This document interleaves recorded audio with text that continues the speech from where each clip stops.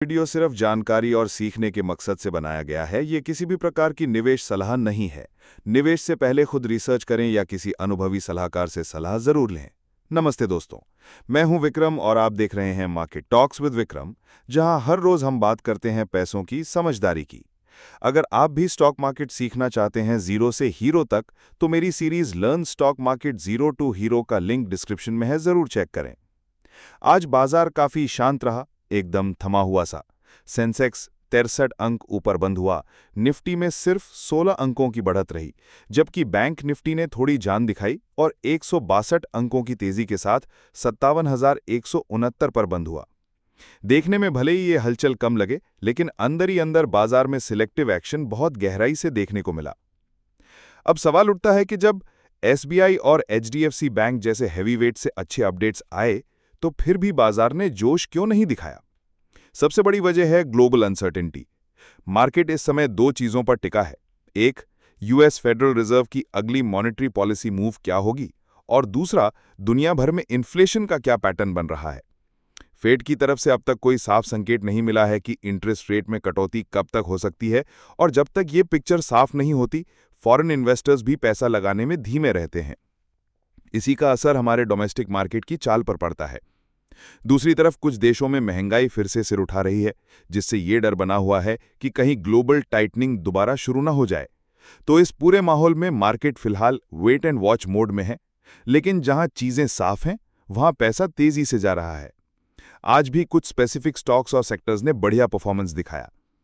SBI ने आज announce किया कि वो करीब 20,000 करोड़ रुपए बॉन्ड्स के जरिए जुटाने जा रहा है। ये पैसा बैंक अपनी कैपिटल मजबूत करने और फ्यूचर ग्रोथ को फंड करने में इस्तेमाल करेगा। इन्वेस्टर्स को ये मूव अच्छा लगा और स्टॉक में करीब 2% की मजबूती देखने को मिली।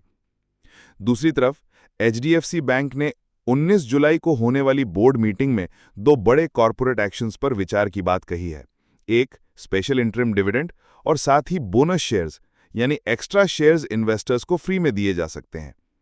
इसके अलावा इसी दिन बैंक अपने अप्रैल से जून तक के तिमाही नतीजे भी पेश करेगा। ये अनाउंसमेंट्स आने से पहले ही मार्केट में एक्साइटमेंट दिखा और आने वाले हफ्तों में ये स्टॉक रेडार पर बना रहेगा। अब बात करते हैं आज के उन स्टॉक्स की जिन्होंने अच्छा परफॉर्म किया। पतंजलि फूड्स में 6.6% की तेजी रही, मार्जिन स्टेबिलिटी और एफएमसीजी सेक्टर में दोबारा इंटरेस्ट लौटने की वजह से। आधार हाउसिंग फाइनेंस 5.6% ऊपर रहा। हाउसिंग डिमांड मजबूत बनी हुई है और आरबीआई का सपोर्टिव टोन इस सेक्टर को एडवांटेज दे रहा है। स्वान एनर्जी में भी लगभग 4% की तेजी देखने को मिली। एलएनजी प्रोजेक्ट्स की प्रोग्रेस और डिलीवरी बेस्ड बाइंग इसका कारण बनी।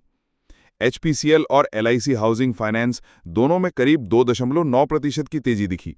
क्रूड प्राइस सॉफ्ट रहने और हाउसिंग लोन ग्रोथ की उम्मीद से ये स्टॉक्स चढ़े।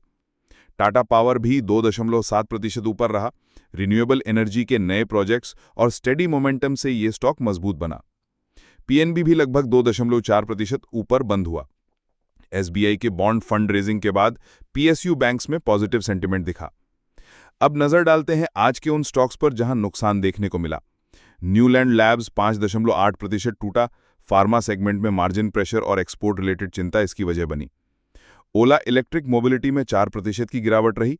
ईवी सब्सिडीज को लेकर डिले की अफवाहों ने इन्वेस्टर सेंटिमेंट को थोड़ा डगमगाया।